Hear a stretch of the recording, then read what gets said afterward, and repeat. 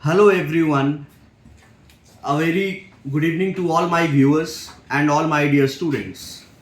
Guys, today I have taken up a topic which is I find it to be very relevant for your exams point, for all the exams, for all the entrance exams, and from any perspective, from any law entrance exam perspective, this topic is very integral and important. The question is that ratification of an act, अब चार options दिए गए हैं. पहला option है has to be express only, दूसरा option है has to be implied, तीसरा है has to be both express and implied, और चौथा है can either be express or implied. देखो, सबसे पहले हम लोग समझते हैं कि रैटिफिकेशन किसको बोलते हैं. रैटिफिकेशन होता क्या है, रैटिफिकेशन का यूज कैसे किया जाता है, इस पावर को एक्सरसाइज कैसे किया जाता है, समझने की कोशिश करना. रैटिफिकेशन का मतलब होता है, लिटरल मीनिंग जो है वो मीनिंग है टू अप्रूव. टू अप्रूव, जैसे कि एजेंसी के कॉन्सेप्ट में एक राइट ऑफ रैटिफिकेशन आता है, जिसमें कि आप देखते हैं कि प्रिंसिपल और एजेंट का जो रिश्ता होता है, तो प्रिंसिपल के पास एक अधिकार होता है राइट ऑफ रैटिफिकेशन का. मैं एक एग्जाम्पल दूंगा, उस एग्जाम्पल में तुम बिल्कुल अच्छे से समझ जाओगे कि क्या कहना चाह रहा है रैटिफिकेशन के बारे में और कैसे रैटिफिकेशन होता है. समझने की कोशिश करो. मान लो कि मैं प्रिंसिपल हूं और मेरे पास 10 कट्ठे की जमीन है और तुम मेरे एजेंट हो. मैं प्रिंसिपल हूं, तुम मेरे एजेंट हो, मतलब कि तुमको मेरी अथॉरिटी को रिप्रेजेंट करना है और तुम्हें उस जमीन को बेच देना है. पावर ऑफ अटॉर्नी तुम्हारे पास है. अब 10 कट्ठा मैंने तुम्हें बेचने के लिए बोला, लेकिन मेरे पास जो टोटल जमीन है वो 20 कट्ठा है. मैंने तुम्हें बोला कि यार टोटल 20 कट्ठे की जमीन है, तुम 10 कट्ठा बेच दो. एजेंट क्या करता है कि 20 कट्ठा बेच दिया.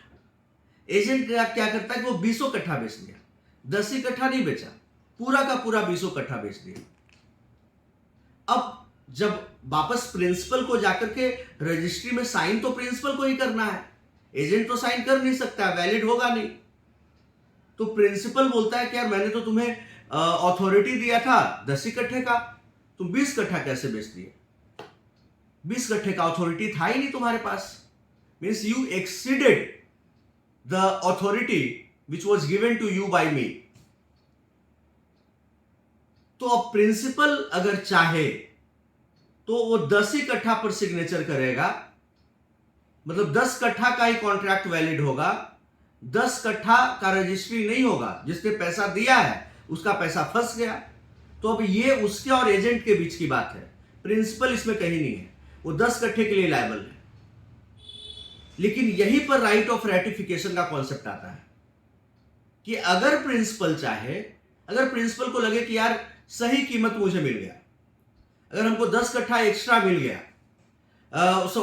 10 कट्ठा जो मैंने मेरा एक्स्ट्रा बेच दिया उसकी कीमत मुझे ठीक ठाक मिल गई, छोड़ो कोई दिक्कत नहीं है, हम उसको अप्रूव कर देते हैं, क्योंकि मुझे उसकी जो कीमत लगनी चाहिए थी मार्केट वैल्यू वो सही है, उसमें कोई प्रॉब्लम नहीं है, तो हम उसको अप्रूव कर देते हैं. हम उस पर मतलब रजिस्ट्री कर देंगे, हम उसका 20 कट्ठा का रजिस्ट्री कर देंगे. मतलब एक्चुअल में वो कितने का अथॉरिटी दिया था, 10 कट्ठे बेचने का, बेच कितना दिया, 20 कट्ठा.